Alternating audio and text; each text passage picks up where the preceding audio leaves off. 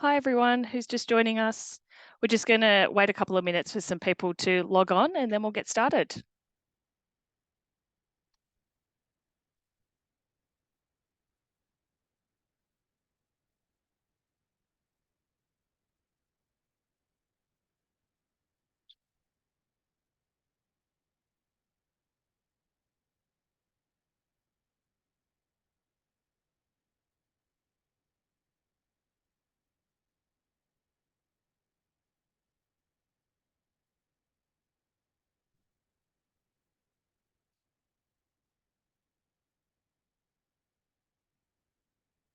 Hi, everyone just joining us. We're just going to wait just another minute just for everyone to sort of log on and then we'll kick off the presentation.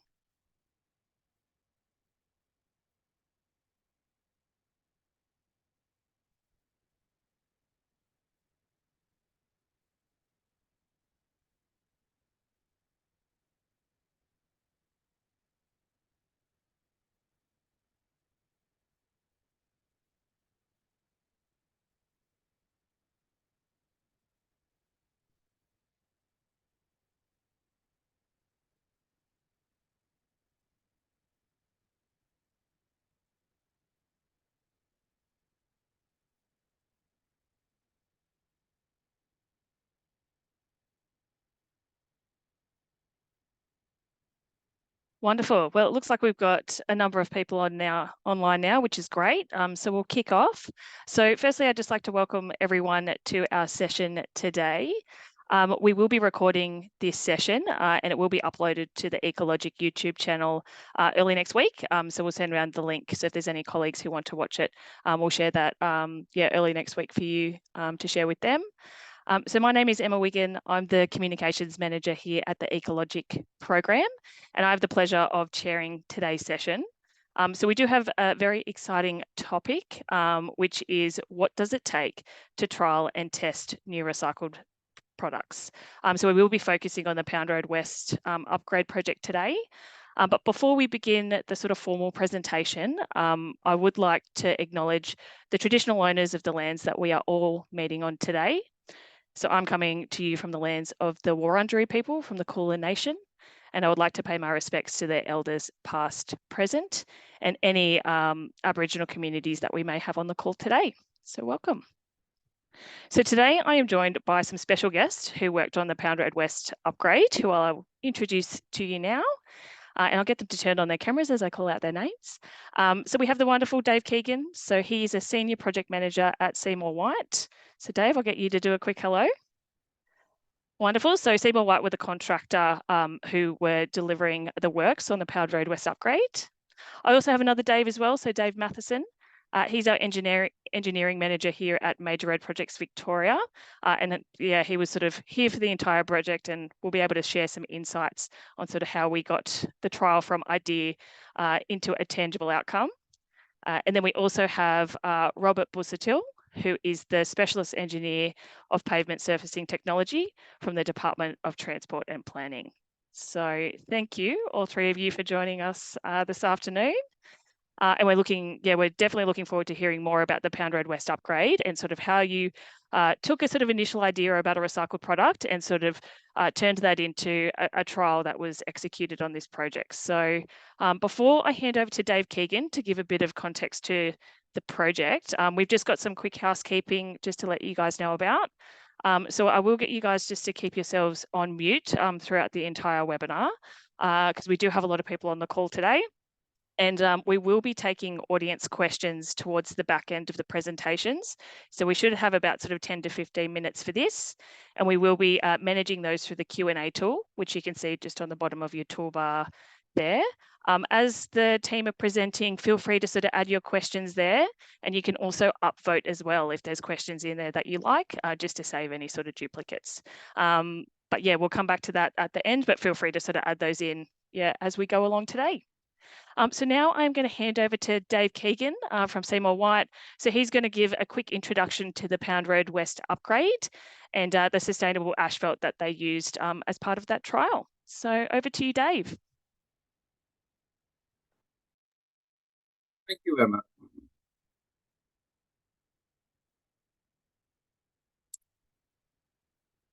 Can we see that screen, Emma? Sorry. Yes, we can, Dave. Yeah. Okay.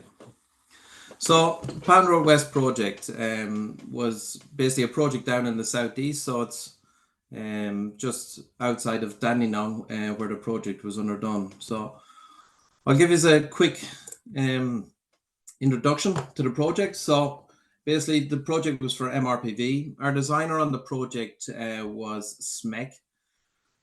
The contract type was an ECI and then it converted into an IC. An ITC. So we were awarded a contract in March 21. We started tendering the project in December of 2020. We physically got completion on the 16th of August, we completed on the 15th of June. Our target date was the 16th of August. The project in itself was duplication of an existing Pound Road and Remington, but also putting a four-span bridge over the Cranbourne line. Some facts about it: we basically had to create 2 new signalized intersections along the job. We ended up building about 2,500 square meters of RSS wall in conjunction with building the bridges over the line. We had roughly about 60,000 vehicles that used that area, and it was heavily industrialized. We had 20 switches through the 2-year life of the project. We recycled about just under 10,000 ton of wrap on the job, and basically all the trees and shrubs that we've taken down, we reused the mulch as part of the landscaping and send some of it off to other areas that were used to progressively make furniture and the likes out of. So it's a few fun facts about the project. So I think what we're here today is to talk about is the trial in the RCB. So this here was in the region of about 6 to 8 months it took for us to come together with the idea. But it was a partnership between, as you can see, the list of people there: ecologiQ, DTP, MRPV, Alex Fraser, Nitro, Tire Ship, Australia, and Entire. So what it was early kind of discussions between Seymour White and Alex Fraser around some ideas that may be coming to the market, and then just working with each of the entities and doing the research. So what we found was the early engagement with us with all these parties together, collecting all the relevant information and supporting documentation. We did have the benefit that it was trialed in Queensland a few years prior, but it had never been done since, and we were trying to bring it to Victoria and do it on a bigger scale down here. Just a little bit around the recycled carbon and what it is. So the RCB basically replaced the limestone that's in the filler that's in the actual asphalt mix. So it was one way of us not having to quarry more products. What did we use it for? So on Pound Road, you see the photograph on your right hand side of the presentation. So the westbound carriageway, we basically use the RCB, so the filler replacement in the wearing course, and on the eastbound was just the existing standard mix that you normally have. What we done then was we utilized the eastbound as our control, so we could measure it. Well, Entire can use that as their control to measure it for the testing that's required to do in the process to get it fully approved. Where the idea came from was discussions with Alex Fraser at the start of the job, just trying to see what was on the market, what new ideas and what they were trialing, or the new of what was trialing. And from there, then we just further investigated and seen, was it going to be a viable option? Did we believe that the statistics that supported what they were trialing was going to work? And we believed it was. So that was part of the whole validation where we went through that for about a month or two. Then we basically tested the market. We went back to MRPV and asked them internally, would they be interested in? They were. So that's where we can continue to further. And we created a change request. These can take anywhere from 3 to 6 months. We had other products that we brought on that we tested the market with that were done a little bit quicker. But in the case of this one, it was closer to the 6 months that it took us to get through the process and get everyone aligned. People do ask, is there any difference? Is there any smell from the product? We didn't see any difference or smell from the product. It does look a little bit blacker. Maybe that's because of the carbon or the RCB product in it. But overall, from a productivity install process, there was no real difference in the process. The picture you see here now basically is it taken probably about a month and a half ago. So you can see on the right hand side, that's the RCB with the RCB in it, the wearing course. And on the left hand side, you can see without. But overall, there's been no difference in our view. I'll hand back to you, Emma. Wonderful. Thanks, Dave. Thanks for that introduction to the project and also the recovered carbon black product. I'm now going to hand over to Dave Matheson, because as you can see from Dave Keegan's presentation, there are a number of stakeholders that were involved in the sort of process to get this new product sort of approved and then sort of trialed. So I know, Dave, you've got a bit of an insight into sort of how that collaborative effort worked and sort of the process you went through. So I'll hand over to you. Great, thanks, Emma, and welcome everyone on this lovely Friday sunny afternoon. I thought I'd quickly go through the change request process that is required for us to get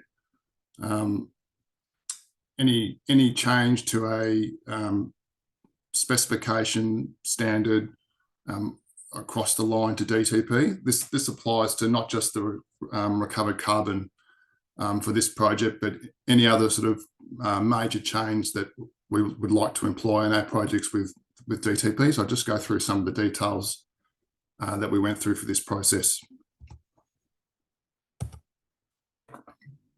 Okay. So first of all, what is this process? So the change request process is where we want to, as I said, modify a design, make it an exception to a particular design standard or design criteria in a specification, or a DTP road design note or a bridge technical note, anywhere we want to make a significant change where we can see a benefit to the project. This is the process that we follow. Before we start the process, as Dave may have touched on earlier, we have an initial discussion with DTP just to see whether the proposal has any merit. Let's test the water. Typically with those initial discussions, we only have a limited amount of information. We have an idea. We'll have further discussions with them to see whether it's viable or it could get up. We don't want to spend all this effort in preparing a proposal to DTP to find out down the track that it just hasn't got any legs, it's not going to get up. So we have those discussions first just to give us some confidence that we can move forward. As part of the process, there's a number of assessment criteria that we go through that we have to document, and I'll touch on those in a few moments. The two main considerations that the DTP are looking for, and this is what I advise all of my contractors when we go through this process, is for DTP's perspective, what, if any, is there an impact on the asset design life? So in this example here, we're proposing to have a different wearing course than normal. How is that affected? How much design life can we get? Is it the same or is it reduced, or can we get more? And the other key consideration is what, if any, are any ongoing operational expenses for DTP. So once we build the asset and walk away after the defects liability period is finished, is there an extra burden over and above what would normally be there for this particular change? Once we've considered all those, we'll complete the template, which I'll go through in a moment, and then we submit that to DTP, which then goes through their technical review panel. And all things considered and all fingers and toes crossed, we get it over the line, and then we can proceed to a procurement and installation of the proposed design change. So the template is made up of 6 or 7 sort of key areas, which I'll touch on in a moment. I've grayed out a few here which were not particularly important to this conversation today. I'll just focus on the highlighted ones, which are they're common to all change requests, but the ones today I'll go through in particular detail for this project. So we talk about the change itself, and I'll go into those details in a minute of what we're trying to do, and most of that was already covered with what Dave talked about before. We look at the justification why we want to make this change or install this new product, and what impacts will it have on the road users and the end stakeholder being DTP. We look at what the mitigation measures are. So if we're going to modify a particular design or a design standard, what measures are we putting in place to make sure that there's going to be no adverse impacts to road users and to the end stakeholder? Importantly, we need to look at the financial considerations. What's the initial cost to install this new product? And as I just mentioned before, what are the ongoing operational costs required to continue to maintain the product? And then the last main item here is all the attachments that we need to include in the change request. So all the correspondence that we've had between suppliers and DTP and ourselves, all the relevant new technical requirements or specifications around the recovered carbon that need to be looked at, and other important documentation, any minor reports or memos that have come from the supplier, just to help paint the picture for DT Form so they can make an informed decision when they do their review process. Okay, so in this section of the change request is where we look at some sort of high-level details of the actual proposal. So we talk briefly about the project scope, which is the whole project from A to Z that Dave touched on before. What are we doing? We're building a new road here to carry a lot of commercial traffic from A to B along Pound Road, with quite a few large vehicles and small vehicles. The proposed change, as we touched on before, is to trial recovered carbon in the asphalt wearing course. I've just shown a snapshot on the screen there of the trial area that Dave touched on. Very important to include the control as well, as he mentioned, just to compare a like section of road with similar traffic volumes. Why are we doing it? One of the reasons is from an environmental point of view, we can reduce our construction emissions and save a lot of tyres from landfill or which we used to do in the past, export overseas, which we can't do anymore. So we've got this ongoing problem. How can we deal with these tyres? The relevant requirements. So what sort of specifications do we need to meet? So there'll be a combination of Department of Transport standard sections and guidelines, plus also technical specifications from the suppliers and from Nitro and ARB around how to correctly place and install the product. As I touched on just before, records of any consultation that we've had with the suppliers and with DTP, and any other options that we've considered. I believe in this one we did look at the use of RAP in this trial area, but I think we decided that RAP was the way to go in this case. One option was not to use RAP, just use brand new virgin asphalt, but we thought we'd give RAP a go in this one as well. So the justification section, again, there's a number of items here in grey which weren't really applicable to this particular change request, but that gives you a snapshot of all the dot points that we're looking for when we're doing this process. Again, just focusing on the 4 highlighted ones here today. So we need to look at reliability and comfort. So if we're installing a different product to replace the limestone, we need to get an understanding of, is there going to be any adverse impacts to the reliability of the surface itself, plus the comfort for road users. And I think that was all agreed that there would be no change there. We need to look at environment and sustainability. So as I touched on, we're looking to reuse recycled tyres, which is a great tick for the environment. And we think it's a very sustainable product. We're going to have an endless supply of these tyres, so it's a good way to deal with the problem. We need to talk about the key stakeholders, and in this case, primarily it was Department of Transport and Planning, who are going to be the end asset owner. And the main one, which I've highlighted in blue here, which I mentioned earlier, is asset performance. So we need to talk about how is this asset going to perform, both in the short term and long term.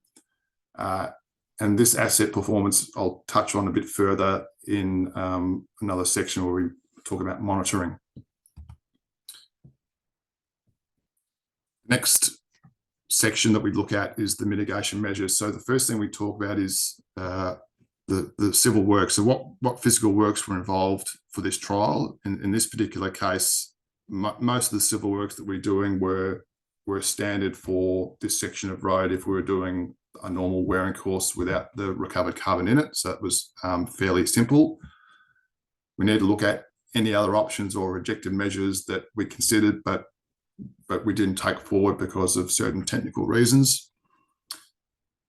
And the most important item, again in blue here, is the monitoring and evaluating. Dave Keegan did mention that this had been trialled before in Queensland, but this was one of the very first times where we had trialled this application in Victoria. So to give DTP confidence in the end product that they were getting, we need to spend a lot of effort in coming up with the monitoring regime, and then how the results of the monitoring and the testing that we were doing on a regular basis, how that was going to be evaluated and then reported back to DTP, again, to give them confidence that what we were placing was going to work. The next section of the change request template is what financial considerations were there. So what was the initial position to the state? So did we have to ask for more money back from Department of Transport, or were there going to be savings made which we could return back to the state? So in this particular case study, that there was a zero impact on the funding, so that was okay, that was accepted. We need to look at what were the ongoing maintenance costs, and we believe that the ongoing maintenance costs for this test case weren't going to be any more onerous than what would have been had we not done this trial. So that was a good thing. And who was going to supply and deliver? So this was going to be supplied and delivered under the contract with Seymour White through their asphalt supplier. And then the final important thing is all the attachments, all the reports, all the specifications and test methodology that were going to be used in the monitoring and evaluation process, again, to give DTP the confidence that what they were getting was rigorously assessed and looked at for them to make an informed decision on the end product that they were going to receive and be looking after for many years to come. So that's pretty much the change request process in summary. I'll hand it back to you, Emma. Wonderful. Thanks, Dave. And I think that kind of gives us a really good overview of the sort of level of information and evidence that is required when you are sort of looking to sort of trial and test these new recycled products, and sort of the evidence that that asset owner needs to kind of have confidence, in the product, that it's actually going to meet their needs. So I know that we have had some great questions that have come through the Q&A, which is awesome. So I'll get Dave, and Rob to turn your cameras back on. But before we go to the participant questions, I just had a few questions that I wanted to sort of ask you guys. So the first one is for you, Rob. So Dave gave us a really great sort of overview of that sort of change request process. But if we've got project teams or contractors on the call today, sort of wanting to trial a new product, when would they ideally need to get the Department of Transport involved? What's the sort of right point in time? Look, really as early as possible, because these things do take time, and you don't want to leave it to the last minute, because we don't know what sort of it depends on the product and where you're going to use it in the payment structure, and so as early as they can, and like Dave was saying, those initial discussions might dictate how long the process will take, because if it's fairly straightforward, it might not take all that long, but if it's more involved and we need to do a reasonable amount of testing on it, then we're saying in this case it took up to 6 months. So I like to say as early as possible, because there is a process, because the ETP is the asset owner, and we've got MRPV or whatever the name is now, who actually are constructing. People might think it's just one seamless organisation. There are processes that have to be followed to get these things through. So as early as they can. So it's not a matter of weeks; it's a matter of months generally with these things. No, that's great. Thanks, Rob. And one for you, Dave Keegan. I know you've sort of been out on site recently. It's sort of been 12 months since the sort of trial. How are you seeing the product perform? Has it sort of met your expectations? Look, I think it's met our expectations. It's surprising to see. The comment was made at the start that it'd be blacker and stay blacker. That's true to its word from Tireship. It does look a lot blacker. You can even see it on the photograph that I had as part of the presentation. From the ride and things like that, you don't notice any difference. You just notice it looks blacker. That's about it. So, it's looking good. Looking forward to seeing the end result when we do the tests. And because how long will this trial go for? And so, because I know that it's kind of been accepted for this particular project, but if people were sort of looking, like, would they be able to use this product tomorrow, or particularly from a Victorian context? I don't believe so at this stage. It was only approved for this project until the trials were 100% approved. But I think we have another 12 months once all them results come back in over the 2 years defects liability period. Rob might have a different answer, right? Yes. So, I mean, with asphalt, we do have a registration process for mixers. And in this case, we registered it just for that particular project. And the idea is we want to see the data to come in basically to give us a bit of confidence. Yeah, it's at least going to get through that 2 years. But if someone wanted to use it, they would then have to go and then do basically a mix design for it, and then meet the specification requirements. But the outputs of this trial can then be used as evidence to say, well, it's worked here. We met all the specification requirements. Then we might be able to actually register it as a mix for wider use, depending on the outputs of this work. So yes, at the moment, no, but look. Like with any project, if someone wants to try something, we're open to discuss it.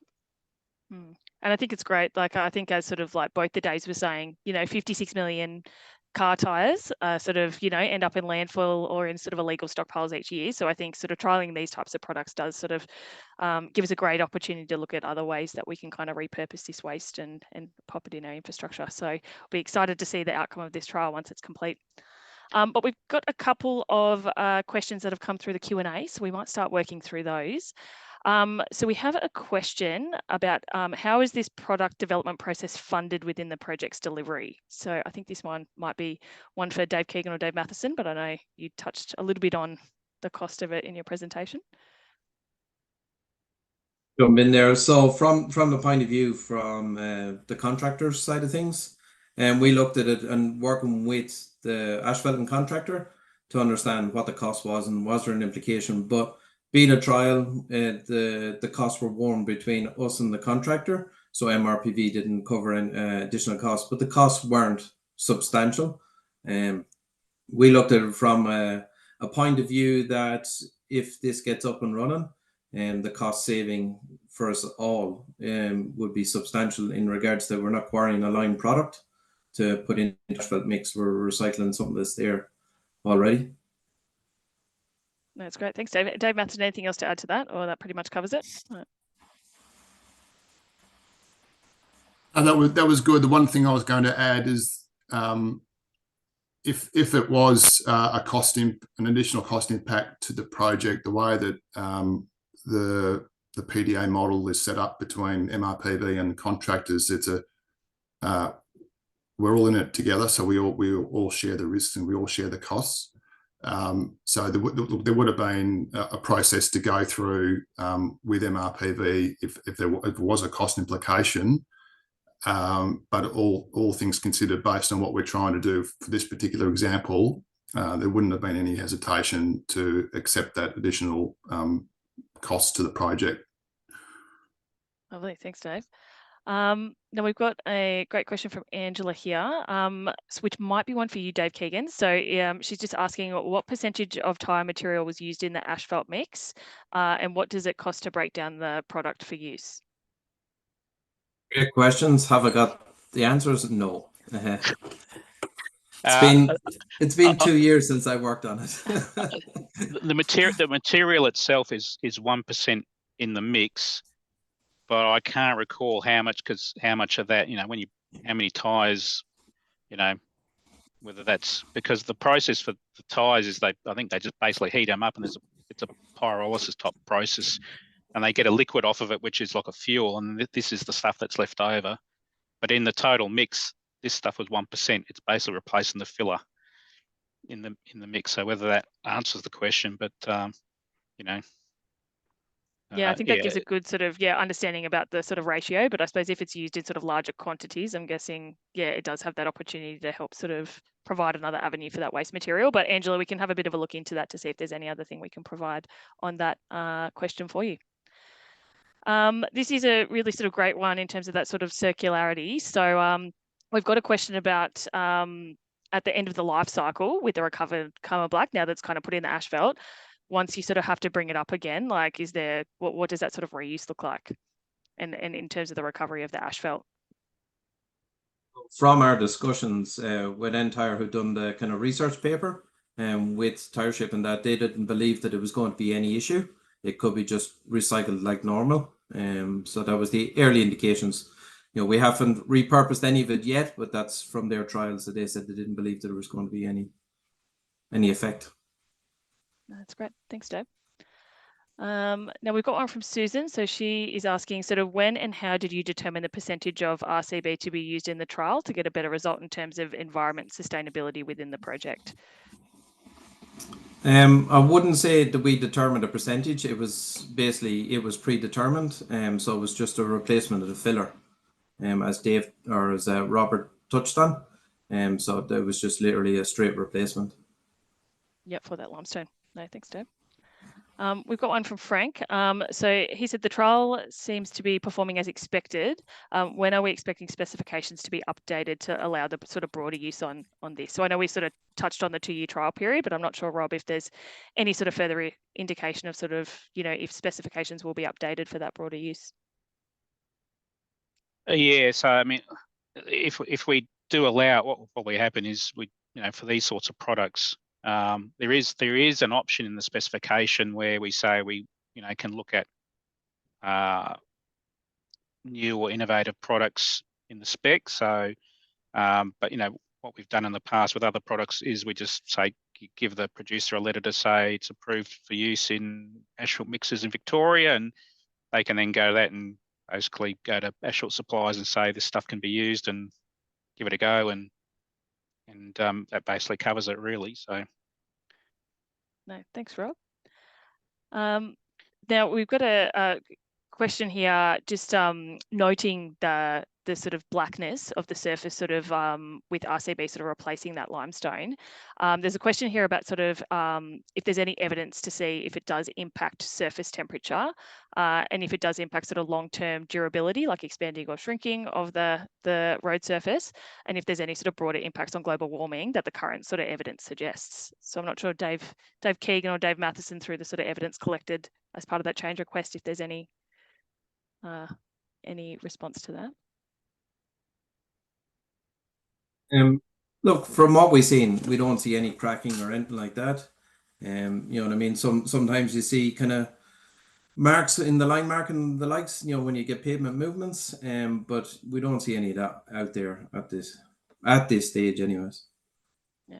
Is it something that's considered as part of the testing in terms of sort of?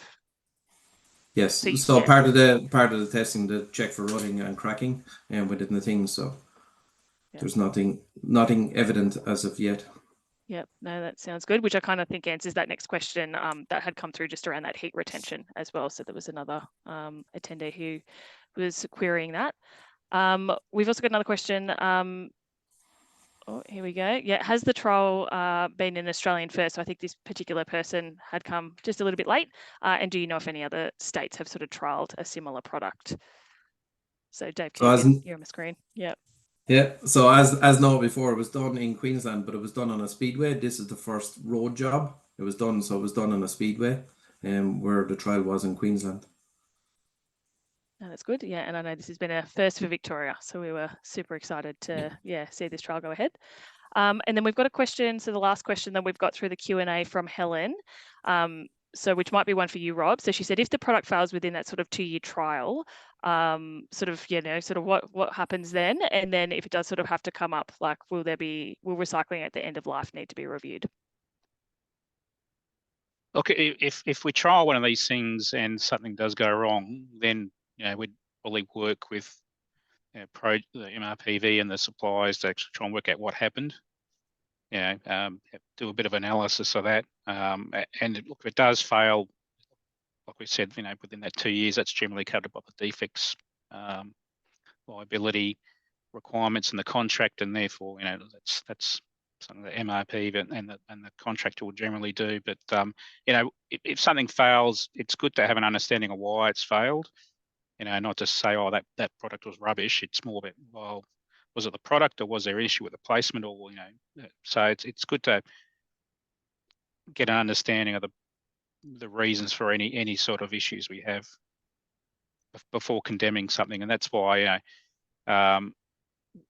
with these trials, we like to have everything, have a rigorous process around it, because you can try something, and if it doesn't work, it gives something a bad name.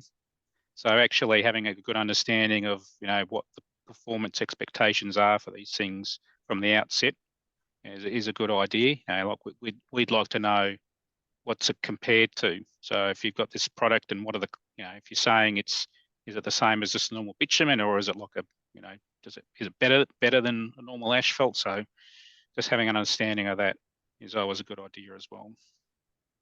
That's great. And Dave Matheson, I'm not sure if there's anything else you want to add from a major roads perspective with that question.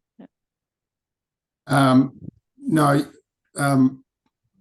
Worst case scenario is if it's failed that bad. Further to Rob's comments that we just have to replace it. There's obviously a cost impact there for both MRPV and the contractor, plus also the disruption and delays to the general public.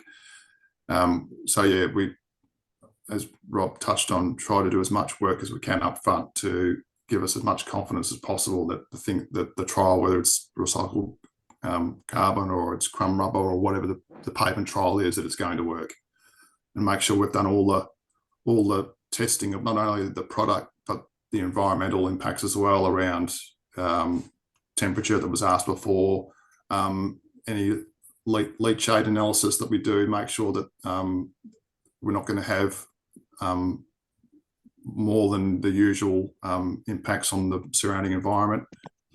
All the rigorous lab testing, everything we can do to make sure it's going to work. Yeah, I was just going to say, one thing that we want to get a handle on is you know, is it better? Is it the same or better than products we use now? Because even from a sustainability point of view, you might be using recycled material, but if it lessens the life, it's not really sustainability benefit on the whole. So that's one of the major things we look at. Is it as good or better? Yeah, absolutely. And, you know, I think with any sort of like, product that we've sort of looked at ecologiQ, all of those factors like sustainability, performance, and that do get sort of factored in, particularly for these trials. So, and I think we've seen from the body of evidence, there's a lot of work that sort of goes in beforehand, before this trial even sort of hits the ground, to kind of prove, that it's going to be successful. So thank you guys for giving an overview of that. That is the end of the questions in our Q&A. So firstly, I would like to just thank Dave Keegan, Dave Matheson, and Robert for joining us today, but we do have one more. Hang on. Here, yep, scratch that. So we've got one last question. So were there any additional stormwater treatment requirements from authorities due to the content of the crumb rubber to prevent microplastics? And I suppose this is a little bit different because recovered carbon black is a derivative, of those end of life dyes. But there is no crumb rubber in this mix. It's just a sole replacement of the line with the RCB. So there was no rubber in it. So that wouldn't affect us on our trial. Thanks for that, Dave. Yeah, sure. So short answer is no, as Dave said, but it would be something that we would need to consider on any proposed change, any effects on the environment. We're of the opinion that the quality of the stormwater runoff from the road surface here would be pretty much no different to what it would be for a normal asphalt with limestone filler. Awesome. Thanks for that, Dave. Lovely. All right. Well, that rounds out sort of the Q&A. So again, Dave, and Rob, thank you so much for joining us this afternoon to give us a great overview of the Pound Road West upgrade and sort of what it took to trial and test that recovered carbon black product. And I'd also like to thank everyone else sort of on the call who attended and all for your great questions as well. So it was a really great discussion. And I'm really excited to see sort of what happens over the next 12 months and the outcome of the trial. And I encourage all of you guys just to follow us on LinkedIn because we will be sort of keeping everyone updated on the outcome of this. Just before we sort of end, we do have 2 upcoming Lunch and Learn sessions that will be happening over the next 2 weeks. So I encourage everyone to sign up for those, and we will send through a registration link after the webinar today. So the next one we've got happening is next Friday, the 10th of May. So we will be joined by some project teams from Regional Rail Revival, and they'll be talking about some of the innovative recycled products that they've used across both the Shepparton line and the Wanponds line upgrades as part of that project. Given these ones were done in sort of regional areas, it's kind of fascinating to see some of the opportunities they were still able to sort of use out in those regional areas. So definitely encourage you guys to come along to that.